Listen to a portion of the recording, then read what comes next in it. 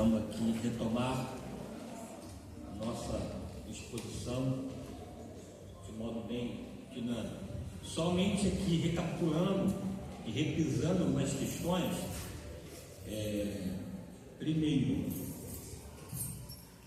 não houve nem há da minha parte nenhuma ideia de minimizar o povo judeu. O povo judeu, de onde tudo começou.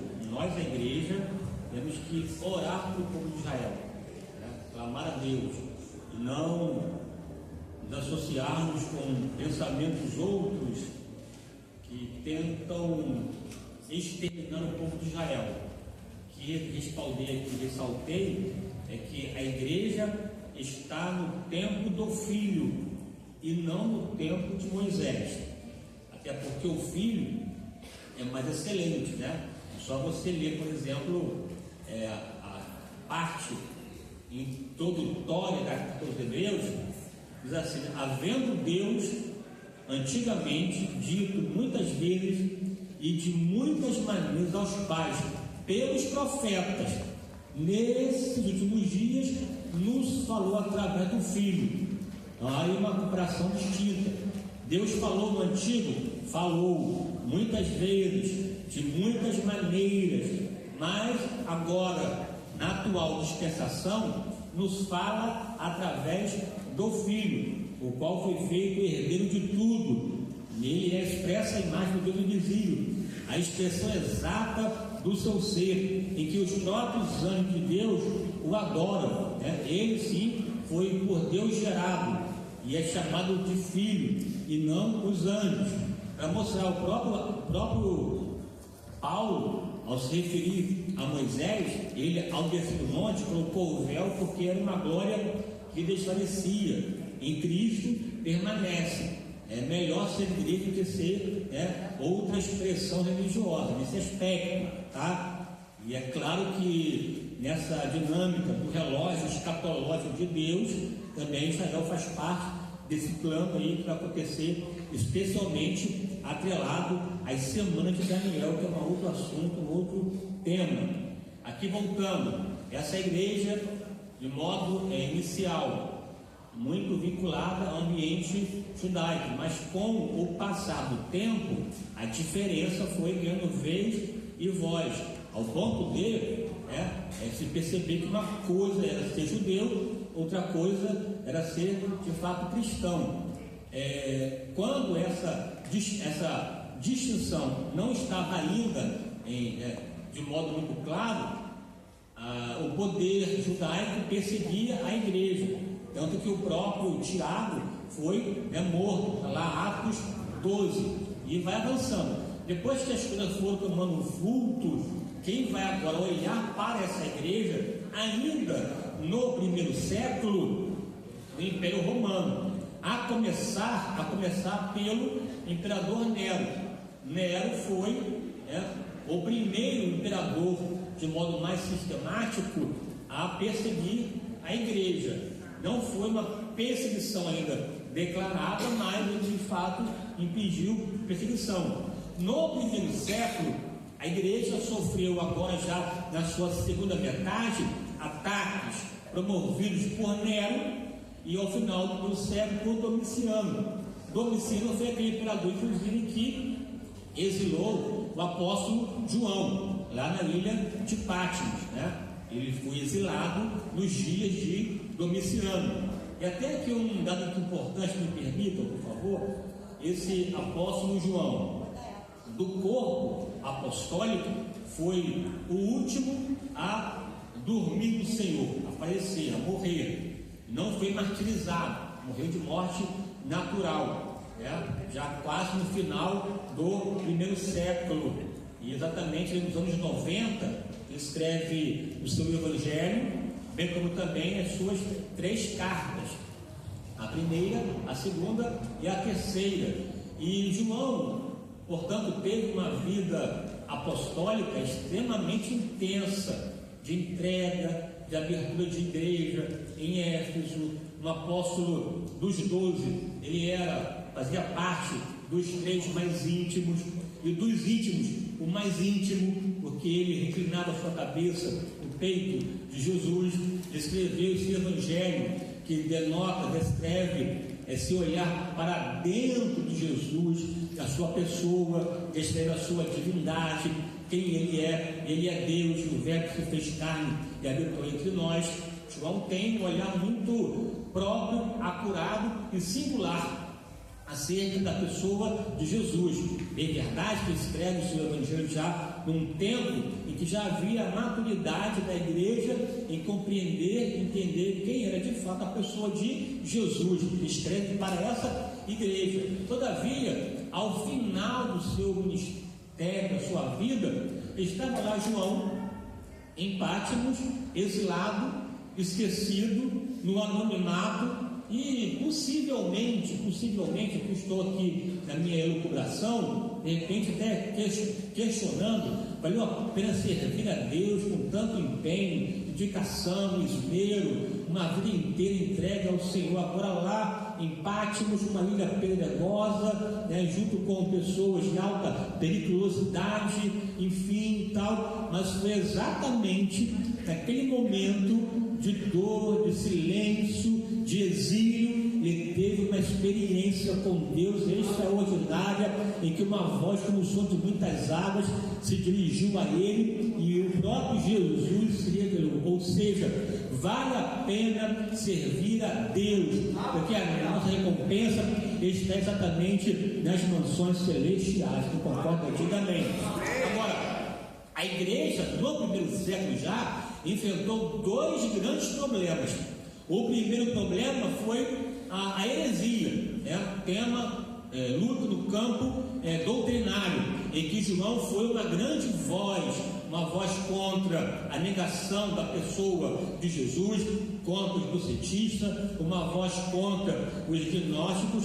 Mas um outro problema que a igreja enfrentou foi o problema da perseguição. Primeiro, em relação promovida pelo Sinédrio, em que a alta corte judaica impingiu uma perseguição, e depois sofreu perseguição promovida pelo Império Romano, a começar por Nero. Esse Nero aqui foi inclusive aquele que mandou decapitar Paulo, e crucificar Pedro, foi nos dias de Nero. Essa igreja que cresce, desenvolve e se estabelece enquanto uma instituição consolidada, não era bem vista pelos de fora. Tanto os judeus perseguiam, como também os romanos, porque essa igreja, ela no primeiro século tem uma postura contrária. Primeiro, essa igreja não adorava o imperador, não tinha vínculo com adoração a qualquer outro ser a não ser Jesus. Essa igreja era notadamente cristológica, cristocêntrica. O cerne, o foco da sua palavra, da sua pregação era a pessoa de Jesus, e não se dobrava em adoração ao imperador. E por conta disso, essa expressão de fé foi até taxada como sendo uma religião ilícita, essa regra ilícita, porque não reconhecia o imperador enquanto uma divindade e, portanto, passou a ser perseguida. E além dessa questão política, essa igreja também condenava, denunciava o estilo de vida da sociedade do primeiro século, em que essa igreja não comungava com pecado, promiscuidade, licenciosidade, pregava a santidade na presença de Deus e condenava o estilo de vida libertino daquelas pessoas que adoravam o panteão grego ou o panteão romano, em que a licenciosidade era a tônica. E também essa igreja acabou de alguma forma impactando o aspecto econômico, porque ao pregar a sua palavra, ao pregar o evangelho, as pessoas se convertiam, deixavam as suas divindades ou a sua idolatria. Havia uma perda econômica nesse aspecto, e por conta disso uma força inteira se levantou para calar e acabar essa igreja. E a alta corte romana, ao se referir a essa igreja, se referia de maneira jocosa, desdenhosa, tratando-a como um povo de segunda categoria, sempre ridicularizando. E havia, inclusive, por conta disso, até uma aceitação à perseguição. Quando Nero desejou, lá no primeiro século, remodelar Roma, o que ele fez? Ele ateou fogo na cidade de Roma. Ele queria remodelar. E para fugir da pressão, culpou o povo cristão, colocou a culpa no cristão ou nos cristãos, e por conta disso atrocidades aconteceram. Cristãos foram mortos, atearam-se fogo neles para acender à noite, uma verdadeira situação periclitante de dor e perseguição. Todavia, quando o sangue do mártir era derramado, se transformava em semente e o povo crescia e se fortalecia. Quanto mais a igreja é perseguida, mais ela cresce para a glória de Deus. Que concorda, diga amém. Eu quero aqui ler rapidamente para você, só aqui um relato para demonstrar como que essa segunda metade do primeiro século enxergava a igreja. Está lá no slide, lá, o imperador Nero. Pode passar, eu posso, por favor, próximo. Isso, ó. Acompanhe a leitura para entender um pouco sobre como a igreja era vista pelos de fora, em relação ao seu valor, à sua importância. Nero, aqui é o parecer de um historiador Tácito, que descreveu no primeiro século sobre a igreja. Ele comentou assim: Nero fez parecer culpados os cristãos, uma gente odiada por todos por suas abominações. Olha só, Tácito, um historiador, está comentando uma ação de Nero, se refere à igreja, e veja aqui esse tom aqui, um tom ofensivo, de descaso em relação aos cristãos. Ele diz: Nero fez parecer como culpados os cristãos, uma gente odiada por todos por suas abominações. Os castigou com muito refinada crueldade. Cristo, de quem tomou o nome, foi executado por Pôncio Pilatos durante o reinado de Tibério. Detida por um instante, essa superstição daninha apareceu de novo, não somente na Judéia, onde estava a raiz do mal. Olha que interessante como ele descreve. Mas também em Roma, esse lugar onde se narra e encontram seguidores de todas as coisas atrozes e abomináveis que se chegam desde todos os encontros do mundo. Portanto, primeiro foram presos os que confessaram, e baseadas nas provas que eles deram, foi condenada uma grande multidão, ainda que não as condenaram tanto pelo incêndio, mas sim pelo seu ódio à raça humana.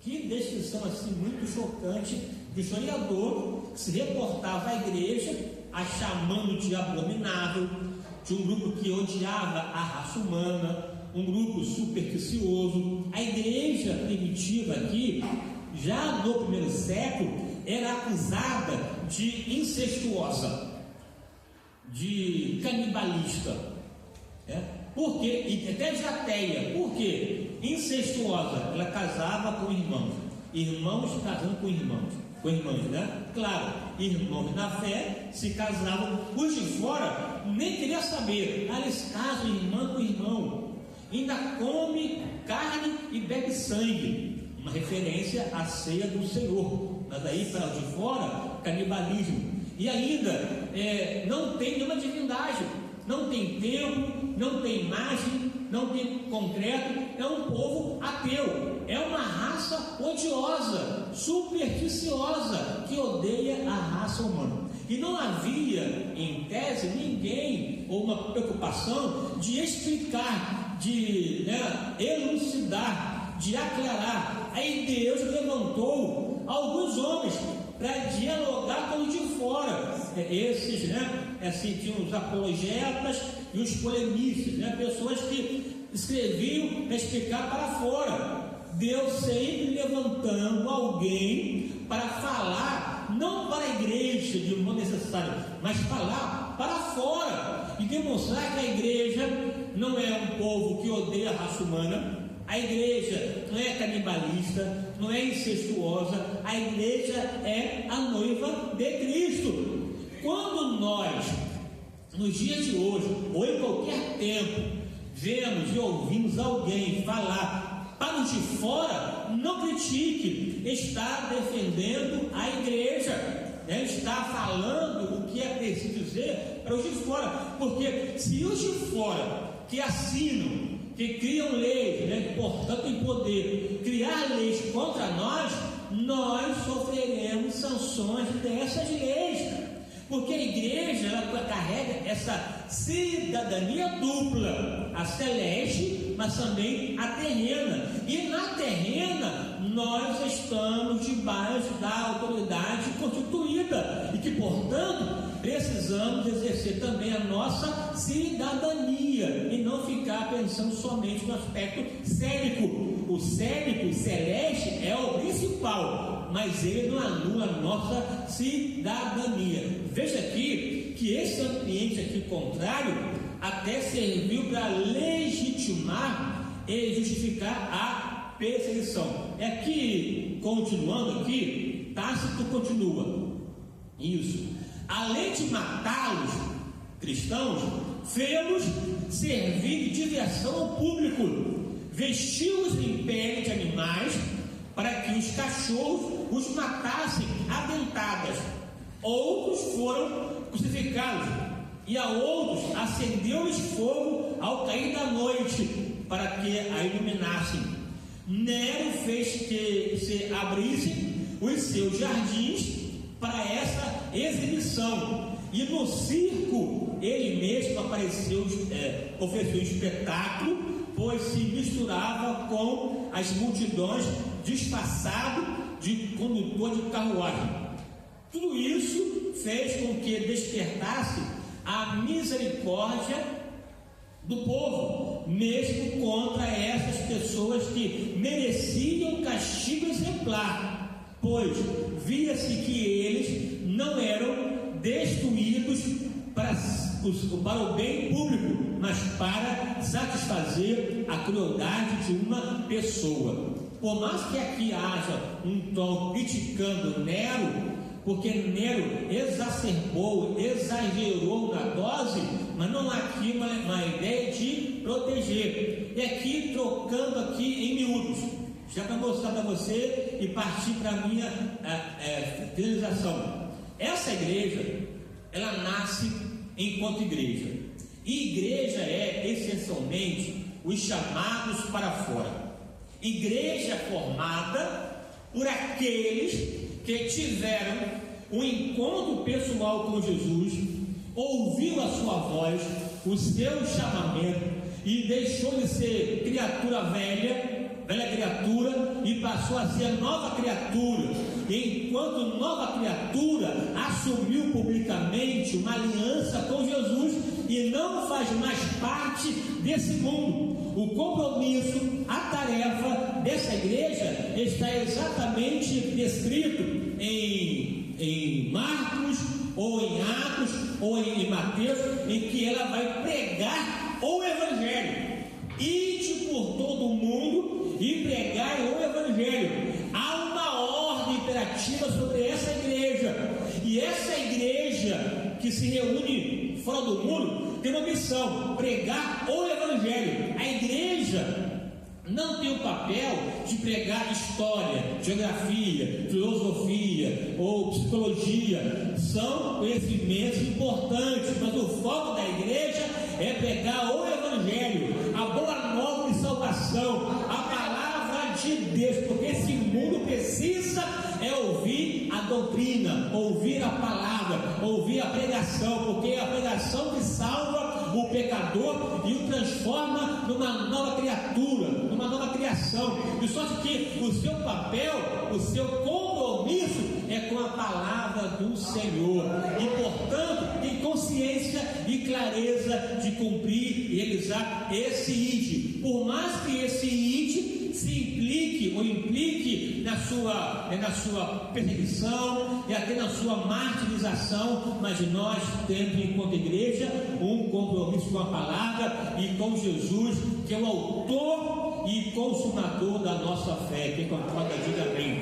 Portanto, essa igreja, ela é uma igreja una, é uma igreja universal, é uma igreja apostólica. É importante também aqui atentar que essa igreja de Atos 2, aqui de Atos, é uma igreja apostólica, ou seja, está fundamentada, edificada na doutrina dos apóstolos, e portanto não se intromete em outra forma de ser, porque o seu compromisso é manifestar aquele que a chamou. Ou seja, nós, enquanto igreja, por mais que esse mundo seja um mundo hostil à existência nossa, nós venceremos, e enquanto estivermos aqui, pregaremos a poderosa palavra do Senhor até que venha. Aqui pregando, mas sempre atenta a ouvir o toque da trombeta, porque a trombeta soará, e ao soar estaremos para sempre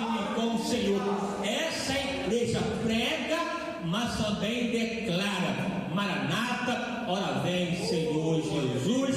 Amém. Um forte abraço, até a próxima, em nome do Senhor.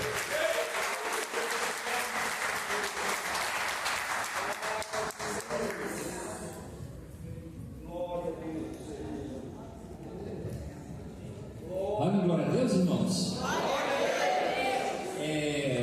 Típico professor carioca, deixou o gostinho de quero mais, né? Tá pensando que tá indo, né? Mas a hora tem ido embora. Pastor, obrigado, tá bom?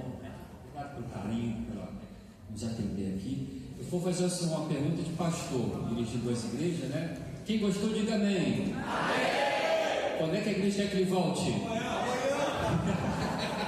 É bom ser grande, obrigado, pastor. Posso dar um abraço representando a igreja? Coisa linda, irmão. Olha, fiquei aqui com água na boca mesmo, degustei mesmo, muito bom, né? Falou da história romana, Nero, perseguição dos cristãos. Eu amo essa parte da história, não modo dizendo de conhecer a história, mas obrigado mesmo, obrigado à família pelo carinho, tá bom? A presença de vocês, tá bom? Muito obrigado mesmo, tá bom? Irmãos,